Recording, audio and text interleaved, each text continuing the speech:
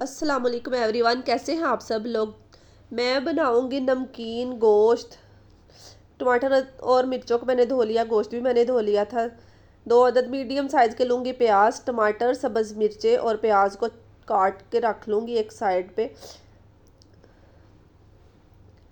गोश्त को जो है ना वो मैंने धो के साफ़ कर लिया था, वो मैं डाल लूँगी अब प्रेशर कुकर में। बीफ का गोश्त है ये, 2 kg गोश्त है। इसके अंदर तमाम टमाटर, मिर्चें और प्याज जो है ना वो मैं डाल दूँगी प्रेशर कुकर में। उसके अंदर अब मैं डालूँगी 1 चम्मच भर के लहसुन अदरक का पेस्ट। उसके बाद मैं डालूँगी इसमें तकरीबन 2.5-3 गिलास जो है ना वो पानी।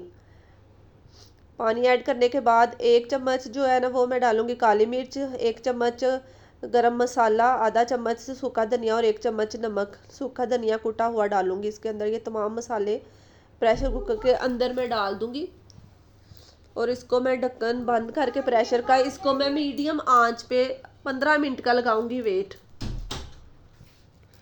तकरीबन 15 मिनट वेट के बाद वेट जो है ना वो चलना शुरू हो गया। 15 मिनट वेट के बाद इसको मैं वेट को उतार दूंगी और चूल्हे को कर दूंगी बंद।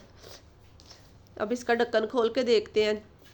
वाह जी वाह, बड़ा ही ज़बरदस्त जो गोश्त है ना वो गल चुका है। इसके अंदर यखनी है, इसको मैं निकाल लूँगी।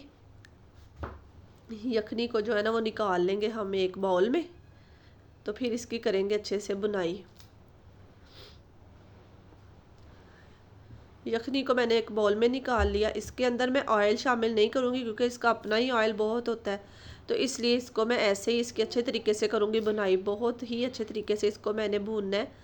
बड़ा ही ज़बरदस्त ये जो है ना ये हमारा पेशावरी नमकीन गोश्त जो है ना ग्रेवी वाला वो मैं बना रही हूँ। तो इसके अंदर जो यखनी थी वो मैंने डाल दी और बहुत ही मज़े का गोश्त हमारा हो गया रेडी। देखने वाले तमाम बहन भाइयों का बहुत शुक्रिया। अल्लाह हाफिज़।